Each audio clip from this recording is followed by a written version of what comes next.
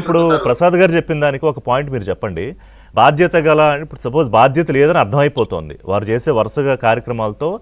ఆయన కనీసం పట్టించుకోవాల్సిన రూల్స్ కూడా ఫాలో కావట్లేదు అంటే ఏంటి, అది బాధ్యత రాహిత్యమే కదా.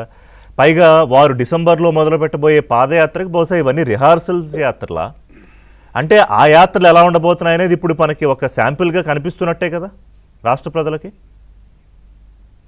ఒక దురదృష్టకరమైనటువంటి పరిస్థితి ఉందండి ఆంధ్ర రాష్ట్రంలో.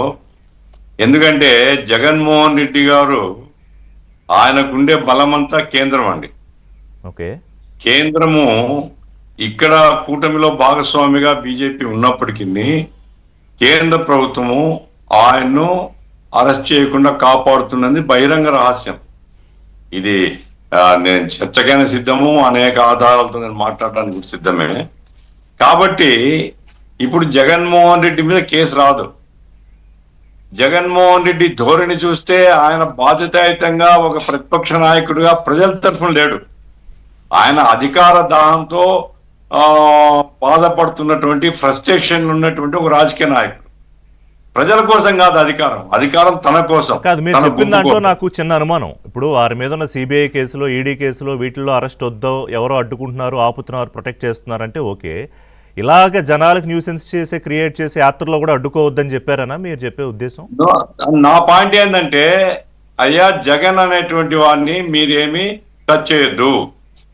జగన్ మాకు మంచి మిత్రుడు. 25 సీట్లు పార్లమెంట్ లో కావాలి రాష్ట్రంలో. జగన్మోహన్ ని ఓడించి 20 సీట్లు సంపాదించమని చెప్తే పర్వాలేదు. వీళ్ళకు 20 సీట్లు మాకు కావాలి అంటే మీరిద్దరు అధికారం కోసం ఏమన్నా తగులాడని తప్ప జగన్మోహన్ రెడ్డికి వ్యతిరేకంగా మీరు ఉండకూడదు అనేది వాళ్ళ యొక్క ఫర్మ్ డైరెక్షన్. ఆ డైరెక్షన్ కాదని పోయే ధైర్యము కూటమి ప్రభుత్వానికి లేదు. ఇప్పుడు ఎంతసేపు ఉన్న జగన్మోహన్ రెడ్డి ఏంటంటే చంద్రబాబును విమర్శిస్తాడు, లేదా ప్రభుత్వాన్ని, రాష్ట్ర ప్రభుత్వాన్ని విమర్శిస్తాడు. కేంద్రాన్ని ఒక్క మాట అనడు.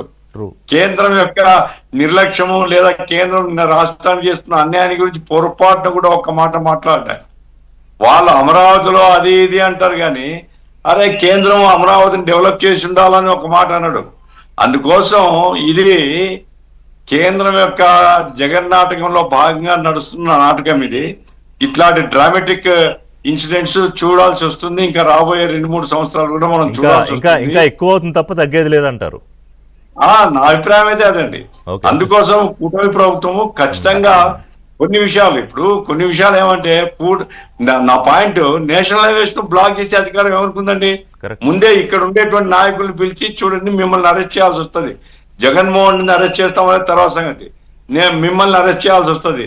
మీరు జన సమీకరణ చేయరాదు. అంటే సమస్య ఏమైపోయిందంటే గఫూర్ గారు, ఇప్పుడు అరెస్ట్ చేస్తే మళ్ళీ ఇంకొక ఇప్పుడు నేను ఇందాక అదే అడిగా శ్రీధర్ గారిని. ఒక అరెస్ట్ లీడ్స్ టు ఒక రోజు డిస్టర్బెన్స్. ఆయన అదే కోరుకుంటున్నాడు. ఇప్పుడు చింతాడు రవికుమార్ దగ్గరికి వెళ్తాడో లేదో నాకు తెలియదు, ఇంకా వెళ్ళలేదు. ఎవరా ఎస్ఐ విషయంలో అతను ఇన్ఛార్జ్ అరెస్ట్ అయ్యాడు. అరెస్టులు జరగగానే మరి యాత్రలు పెడుతున్నారు కదా. ఒక బ్రేక్ తీసుకుందాం. నా శ్రీధర్ గారితో, ప్రసాద్ గారితో మాట్లాడదాం. అలాగే ఈ గ్రూప్ 1 వ్యవహారాల గురించి కూడా ఒకసారి మాట్లాడదాం. Short break. మార్చేశారు మొత్తం.